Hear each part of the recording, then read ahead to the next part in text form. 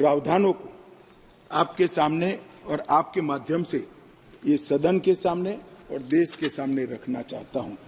भारतीय न्याय संहिता की मैं पहले बात करूंगा मान्यवर, और जैसा मैंने कहा कि इसमें ढेर सारे मानव संबंधित अपराधों को बहुत पीछे रखा गया था, क्योंकि इसका महत्व ही नहीं था। उनका महत्व अपना शासन चलाना था। जैसे बलात्कार का नंबर धारा 375, 376 था। अब जहां से अपराधों की बात शुरू आती है, इसमें सबसे पहले धारा 63 और धारा 69 में बलात्कार को रख दिया गया है। गैंग रेप को भी आगे लाया गया, बच्चों के खिलाफ अपराध को भी आगे लाया गया है। मर्डर 302 था, अब 101 हुआ है। किडनैपिंग 359 और 369 था, अब 137 और 140 हुए।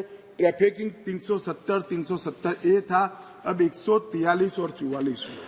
माननीय, शुरुआत की डेफिनेशन और प्रोसीजर को छोड़कर सीधा मानव संबंधित, पहले महिला और बच्चे और फिर शरीर संबंधित अपराधों को हमने प्रायोरिटी दी है, क्योंकि इसी को हम व्यक्ति की सुरक्षा के साथ जोड़कर देखते हैं मान्यवर, और उसको सुनिश्चित करना ये कानूनों की प्रायोरिटी है। मान्यवर, अंग्रेजों ने बनाया हुआ राजद्रोह का कानून, जिसके तहत तिलक महाराज, महात्मा गांधी, सरदार वल्लभ भाई पटेल, ढेर सारे हमारे आजादी के स्वतंत्र सेनानी, बड़े बड़े हमारे नायक सालों के सालों 6-6 साल तक जेल में रहे। वो कानून अब तक चलता रहा था। विरोध तो करते थे जब ऑपोजिशन में होते थे, मगर सत्ता में आते थे तब इसका दुरुपयोग भी करते थे, हटाने का नाम नहीं देते थे। पहली बार नरेंद्र मोदी जी ने ऐतिहासिक निर्णय किया है कि राजद्रोह की धारा 124 को पूर्णतया समाप्त, इसको हटाने का काम किया। अभी ओवैसी साहब हंस रहे हैं। ओवैसी साहब, मैं भी थोड़ा साइकोलॉजी पढ़ा हूं, विज्ञान का विद्यार्थी हूं। फिर इनके मन में है कि आपने बदल कर रख दिया।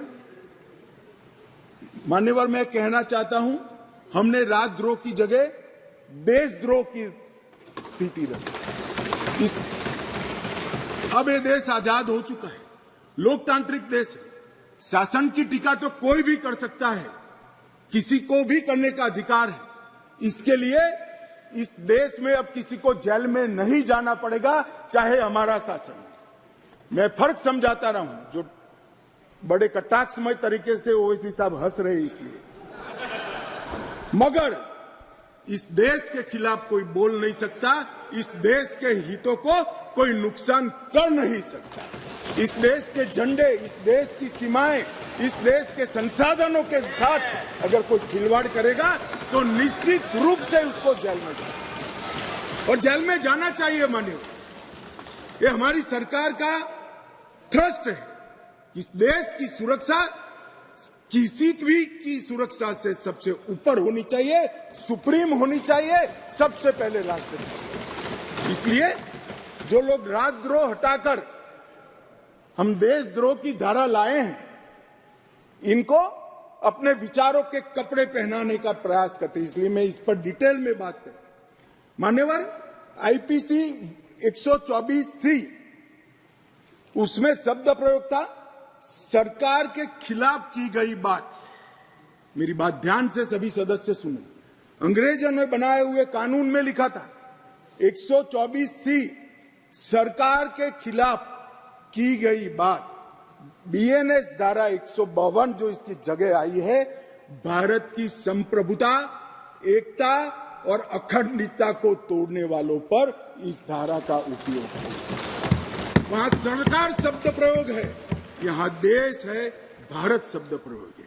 आईपीसी में आसन या प्रयोजन की बात नहीं की थी। किस उद्देश्य से आप बोलते हैं, किस उद्देश्य से करते हैं, इसकी बात ही नहीं की। करना ही काफी है। हमने इसमें देशद्रोह की डेफिनेशन में आशय की बात करी है। उसका उद्देश्य क्या है, उसका आशय क्या है, इसका महत्व है।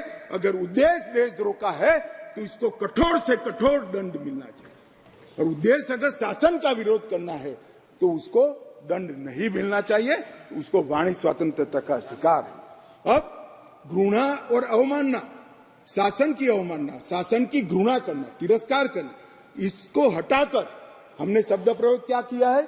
सशस्त्र विद्रोह, विध्वंसक गतिविधियां और अलगाववादी गतिविधियां शब्द प्रयोग। और अगर कोई कहता है सशस्त्र विद्रोह, बम धमाके, गोलीबारी और विध्वंसक प्रवृत्ति करने के बाद भी कोई जेल में नहीं जाना चाहिए, तो मैं इस विचार से इत्तेफाक नहीं रखता हूं।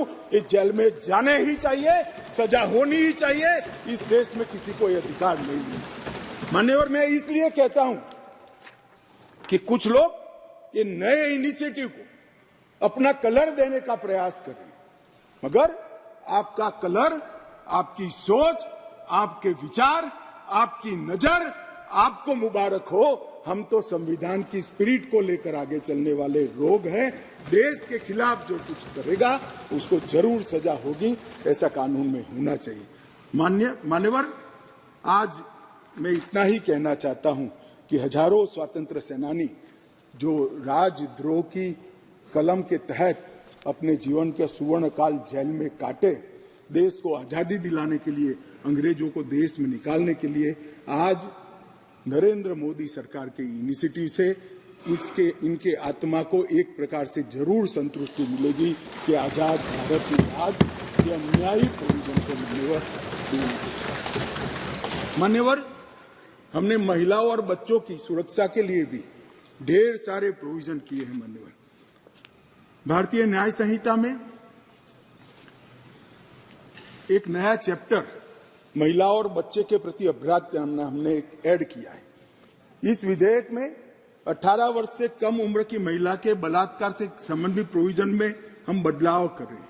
मौजूदा बलात्कार का प्रोविजन रीनंबरिंग तो हुआ है तथा नाबालिग महिलाओं के सामूहिक बलात्कार को पॉक्सो के साथ सुसंगत बना देता है, क्योंकि कुछ प्रोविजन ऐसे थे जो पॉक्सो में ज्यादा हार्ड थे।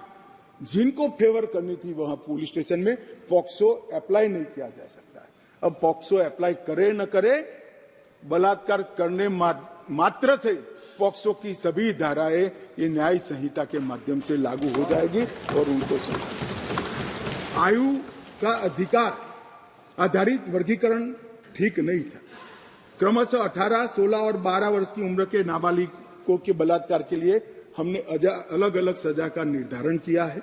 18 वर्ष से कम आयु की बच्चियों के मामले में आज जीवन कारावास और मृत्यु दंड का प्रावधान हमने किया है। मान्यवर, उनको फांसी की सजा। गैंग रेप के मामलों में 20 साल की सजा या जिंदा रहने तक की सजा का प्रावधान किया है और 18 वर्ष से कम उम्र की स्त्री के साथ बलात्कार में फिर से फांसी की सजा को हमने यहां पर रखा है। मान्यवर, बलात्कार की परिभाषा के तहत भी एक एनोमली थी। सहमति से बलात्कार में 15 वर्ष की जो आयु डाली थी उसको बढ़ाकर हमने 18 साल किया है। तो 18 साल से कम आयु की बालिका के साथ कोई भी कुछ करेगा तो माइनर रेप के दायरे में घुस जाएगा। मान्यवर, इसके बाद जेंडर न्यूट्रल कानून बना है। कई जगह पे कई सारी चीजें छूट गई थी। लड़के और लड़कियों के व्यापार जो एक घृणित अपराध है, इसमें सिर्फ लड़कियों का जिक्र था, वहां लड़कों को भी डाल दिया गया है। और आईपीसी की धारा 366A में भी नाबालिग लड़की के साथ बच्चे का भी जिक्र कर इसको जेंडर न्यूट्रल बनाने का हमने प्रयास किया है। मान्यवर, आतंकवादी कृत्य को इतने सालों के बाद 1 लाख से ज्यादा लोग आतंकवाद की बलि पर चढ़ने के बाद 75 साल के बाद पहली बार आपराधिक न्याय कानूनों में जगह देने का काम नरेंद्र मोदी सरकार को। हमारा वादा था मान्यवर इस देश की जनता को कि हम आतंकवाद के खिलाफ जीरो टॉलरेंस की नीति रखेंगे और आतंकवाद की व्याख्या ही नहीं थी। कुछ सांसदों ने, मैं बाद में जवाब देता हूं, कहा है कि यूएपीए में है, मगर जहां उनके प्रभाव वाली सरकारें थी वहां यूएपीए को लगाते नहीं थे, आतंकवादी कृत्य कर सादे गुना की सजा में निकल जाते थे। अब हमने ये मूल कानून के अंदर ही आतंकवाद का जिक्र कर ऐसे लोगों को जेल के बाहर आने का रास्ता लगभग असंभव कर दिया। मुझे मालूम है कुछ लोगों को बड़ी तकलीफ हुई, बताया भी है, मैंने भाषण पढ़े, मुझे तो आश्चर्य हो रहा है। इस देश के कानून में आतंकवाद को रोकने की धारा है और इस सम्मानीय सदन का कोई व्यक्ति उसको मानव अधिकार के नाम से विरोध करे। आतंकवाद ही मानव अधिकार का सबसे बड़ा हनन करता है।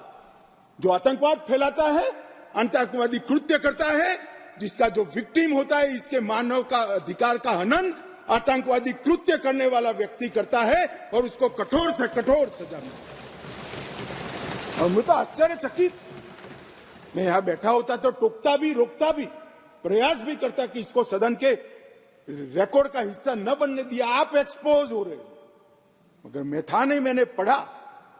इसका बचाव करते हैं। किस जमाने में जी रहे? अंग्रेजों का शासन नहीं है, कांग्रेस का शासन नहीं है, ये भारतीय जनता